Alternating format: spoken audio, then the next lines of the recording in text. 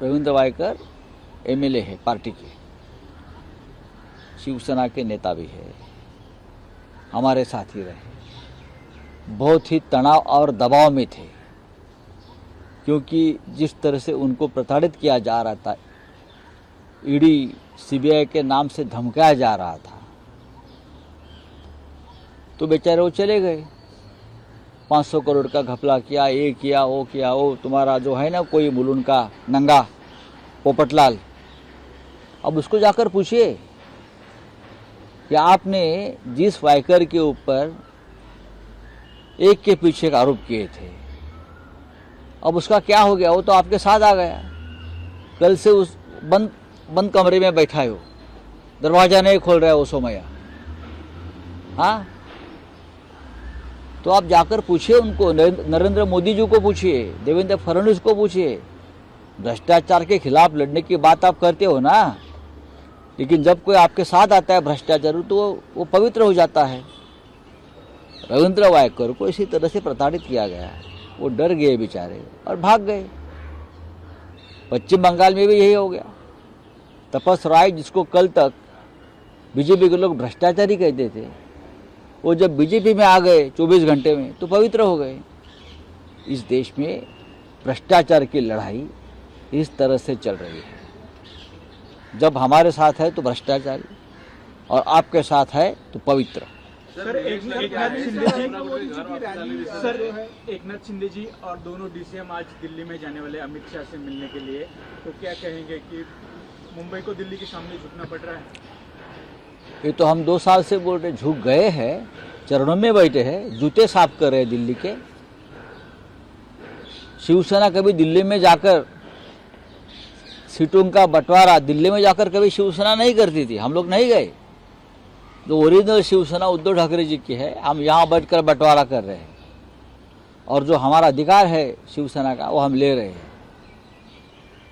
लेकिन हम कभी दिल्ली में जाकर सीटों का बंटवारा नहीं किया, जो आज ये 2 लोग कर रहे हैं। शरद पवार पार्टी के अध्यक्ष थे, उनका पार्टी का सीट शेयरिंग मुंबई में होता था। उद्धव ठाकरे जी का जब शिवसेना के सीट शेयरिंग का मामला आता है, हम मुंबई में करते हैं और पहले भी किया है। अब उनको तो सुबह जाते हैं दिल्ली में, रात को बैठते हैं, वापस चले जाते हैं, वापस दूसरे दिन दिल्ली चले जाते हैं। देखेंगे क्या होता है। सर, आपने संतोष पंगड़ जी के ऊपर आप सामना में आज आपने अरुण गोयल जी ने कहा है कि इलेक्शन के पहले जो है वो इस्तीफा दे देते हैं, तो इसके पीछे राज क्या है? हाँ, राज क्या है बता देना चाहिए ना सरकार ने उसके ऊपर। मैंने पहले भी, अभी नया आदमी बीजेपी का कोई वार्ड अध्यक्षों को वहाँ लगा देंगे नौकरी को, और क्या कर सकते हैं।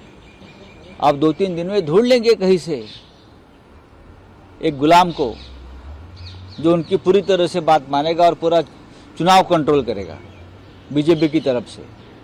हाँ, या बीजेपी के वार रूम से किसी को पकड़कर बिठा देंगे चुनाव आयोग में। चलिए, संतोष पंगड़ आज शिवसेनेमध्ये 2 महत्त्वाचे प्रवेश होत आहेत। जळगावच्या ललिता पाटील अमळनेरच्या, ज्या भारतीय जनता पक्षामध्ये सध्या आहेत, त्या आज 12:30 वाजता शिवसेनेमध्ये प्रवेश करतील। त्यानंतर दुपारी 3 वाजता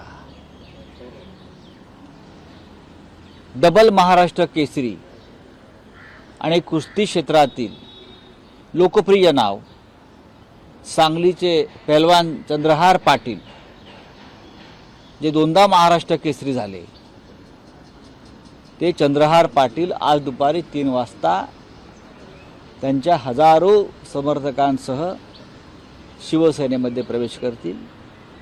त्यांचं आणि माझं आत्ताच बोलणं झालं, सांगलीतून जवळजवळ 1000 गाड्यांचा ताफा घेऊन ते निघालेले आहेत, भगवे झेंडे लावून।